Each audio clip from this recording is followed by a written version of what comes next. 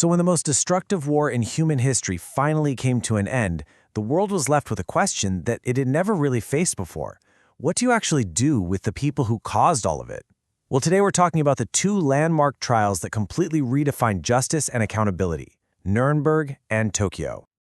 Just try to wrap your head around that number for a second. 60 million people. The devastation of World War II was almost impossible to comprehend. And once the fighting finally stopped, the Allied powers were staring down a massive moral and legal problem. You know, for most of history, leaders, kings, emperors, you name it, were basically untouchable. This idea of sovereign immunity meant they were above the law. But after the horrors the world had just witnessed, just saying, hey, we won the war felt totally empty. People demanded real accountability. The only catch? They had to invent a whole new system of justice, literally from scratch. And this wasn't just about punishment, not really. It was about drawing a line in the sand for all of humanity. The solution they came up with was two completely unprecedented international tribunals, one in Europe and one in Asia. So, you've got these two epic legal showdowns, the Nuremberg Trials going after the top Nazi officials in Germany, and the Tokyo Trials for Japan's leadership. Yeah, they were on opposite sides of the world, but they were connected by this single revolutionary idea. So let's start with the one that set the precedent for everything that followed. All right, first stop, Germany. The Nuremberg Trials. This was so much more than a legal proceeding.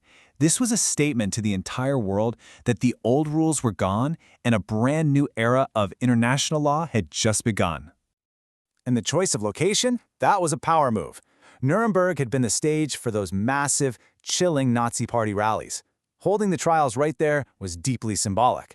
The whole thing was put together by the four main Allied powers, and their goal was groundbreaking, to prove that, for the first time ever, individuals, not just entire countries, could be held criminally responsible on a global stage.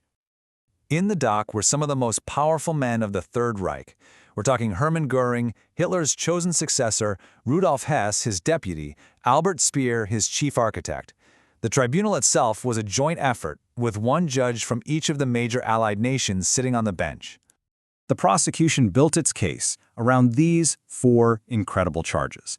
Now, war crimes was something people were already familiar with, but the ideas of crimes against peace, which basically means starting an unjust war, and especially crimes against humanity, well, those were absolutely revolutionary additions to international law.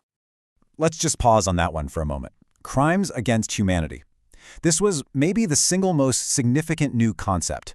It finally gave a legal name to the unspeakable horrors of the Holocaust and other atrocities. It established that the mass persecution of civilians was a crime against the entire world. And the verdicts were severe. 12 defendants were sentenced to death, many others got long prison sentences, and only 3 were acquitted. The message was unmistakable. Being at the top of the command chain offered zero protection from justice. And this, right here, was the whole point. Nuremberg completely shattered the idea that a person could just hide behind the excuse of following orders or the authority of the state.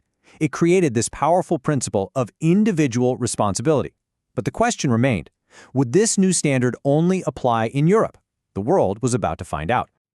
Now let's head half a world away to Tokyo because the very same principles were about to be applied. The International Military Tribunal for the Far East was all about bringing accountability for years of brutal conflict and occupation across Asia. So right after Japan surrendered, the Allies, with the U.S. really taking the lead under General MacArthur, set up the IMTFE. The mission was to address the widespread atrocities committed by the Japanese military, everything from the abuse of prisoners of war to horrific events like the Nanjing Massacre. What's fascinating about the Tokyo Tribunal is that it was a much broader coalition. You had judges from 11 different allied nations on the panel, including countries like China, India, and Australia, which really showed the massive scale of the Pacific War. And in the defendants box sat 28 of Japan's top leaders, including the most famous one, the former prime minister, General Hideki Tojo. The charges were broken down into different classes, A, B, and C.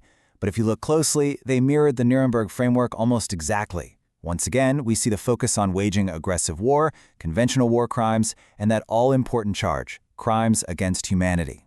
The outcomes in Tokyo were just as stark. 7 defendants, including Tojo, were sentenced to death, and 16 were handed life sentences.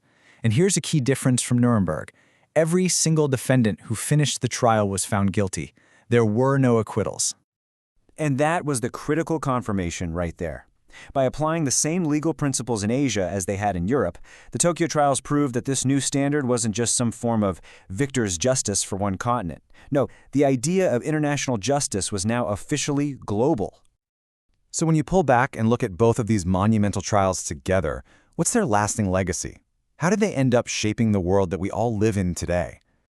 And that's not an exaggeration. By daring to put power itself on trial, Nuremberg and Tokyo fundamentally altered our understanding of law, of sovereignty, and of human rights forever. Their combined impact is just immense. They created a permanent record, formally defining crimes that for centuries had gone unpunished. But most importantly, they laid the entire legal and moral groundwork for everything that would come next in international criminal justice. You can literally draw a straight line from these trials to so many major moments in international law. They directly influenced the founding of the United Nations. They helped shape the Universal Declaration of Human Rights and the updated Geneva Conventions. And they ultimately paved the way for the Permanent International Criminal Court, the ICC, which was established in 2002. And that brings us to today, doesn't it? The Nuremberg and Tokyo trials established this profound, world-changing principle that even the most powerful leaders are accountable for their actions. So the question for us, nearly 80 years later, is how do we continue to uphold that standard in our own complex and often turbulent world?